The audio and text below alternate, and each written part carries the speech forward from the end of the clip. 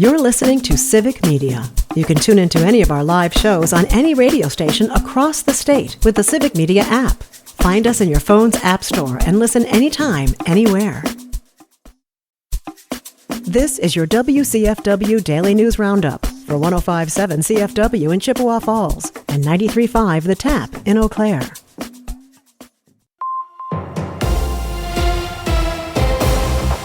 For WCFW News, I'm James Kelly.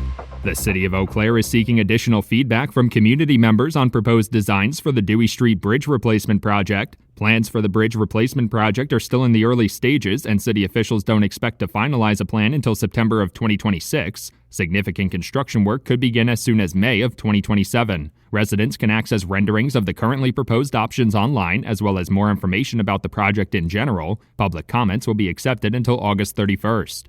St. Croix County officials are inviting area residents out for a nitrate screening clinic on Tuesday. The event will be held at the Deer Park Library from 1 p.m. to 5 p.m. Area residents who own a private well will be able to bring a sample to have it screened for nitrates, which can pose health risks for children, pregnant women, and people with certain pre-existing health conditions. Residents should bring about 8 ounces of water collected within 24 hours in a closed container for testing, and county officials will share the results of the nitrate screening on site.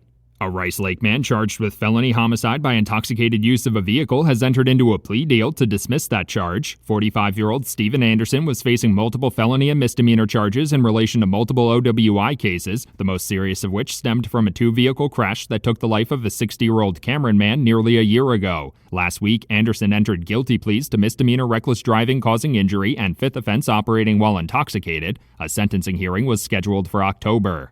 The Wisconsin Department of Natural Resources has announced bonus authorizations will be available for the 2025 gun deer hunt season. According to a press release, bonus antlerless harvest authorizations will be available for purchase through the DNR's Go Wild portal and at local in-person sales locations beginning on August 18th at 10 a.m. An online queue system will be available beginning at 9:45 a.m. The bonus authorizations will be sold at a rate of 1 per person per day until they are sold out entirely or the deer hunting season ends.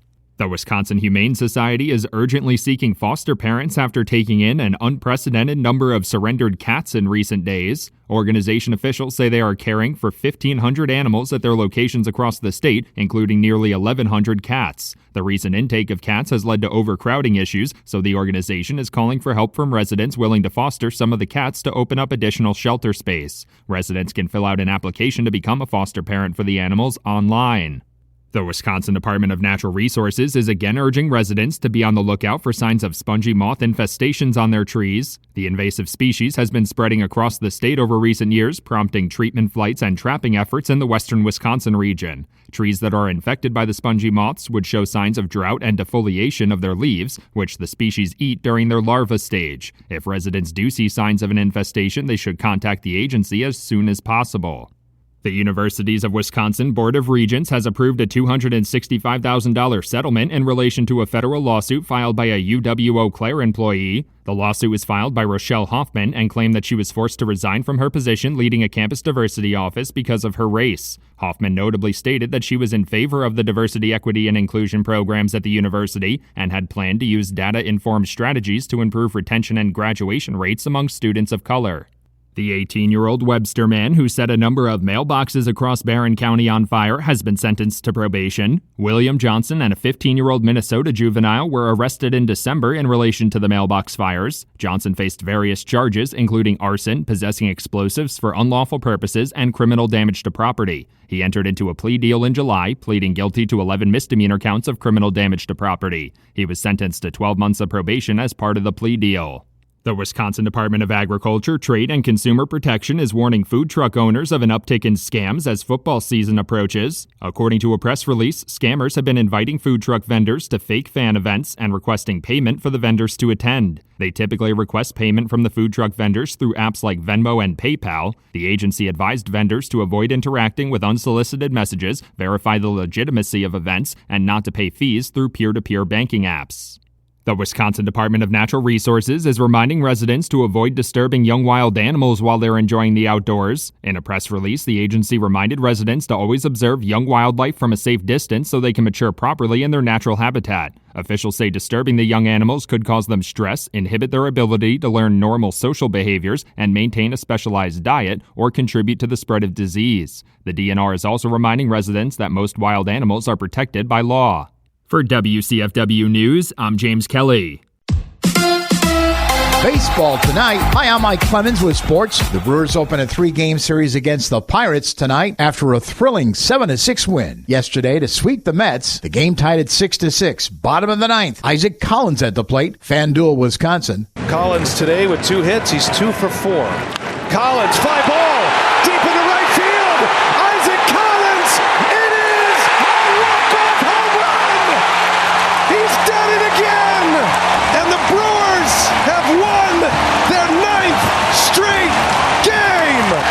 Now, despite the floods in Milwaukee, over 37,000 fans came to the ballpark to support the team. Was there concern they might stay home? I wasn't sure. I honestly didn't know if fans weren't going to be able to make it, and they showed out. That's just fam for you. The Brewers Nation, they love their Brewers, and I love playing for this team. That's the Brewers' Isaac Collins. With sports, I'm Mike Clemens.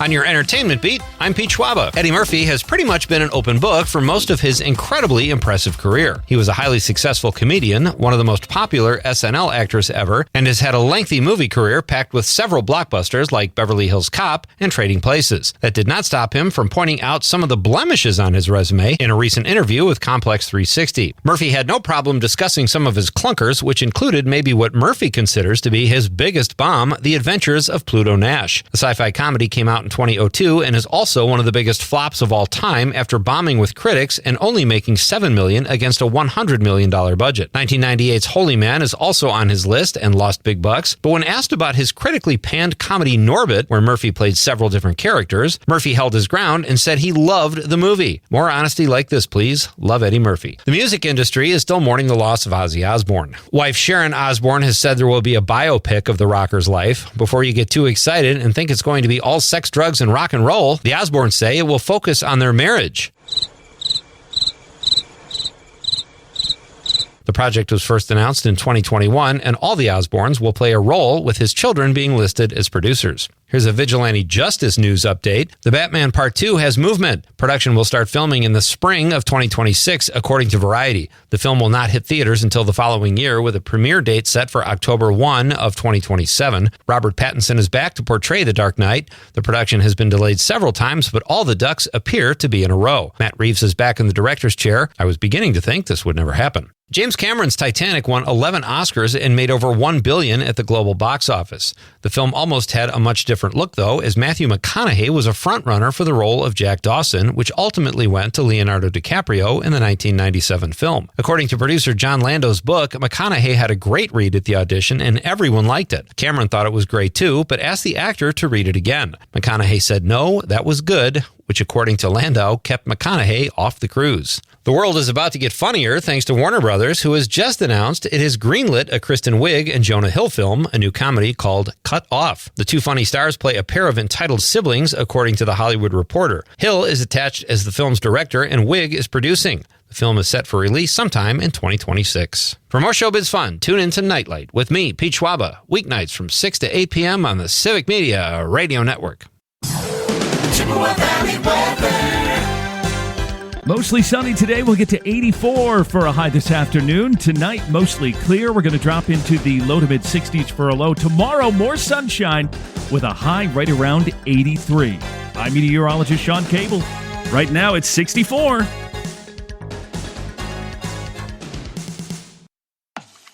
That's your WCFW and the TAP Daily News Roundup from Civic Media. Subscribe to this podcast on Spotify, Apple, or wherever you find your podcasts. Find more news at WCFW.FM or thetap.fm. The national news cycle never stops. but it can be hard to find news about your local community. Civic Media is dedicated to providing quality local and state news coverage across Wisconsin. With the Civic Media app, you can get notifications about local stories that matter to you and your community. Find the free Civic Media app in your phone's app store and choose notifications from the menu to tell us what kind of news you want to hear about.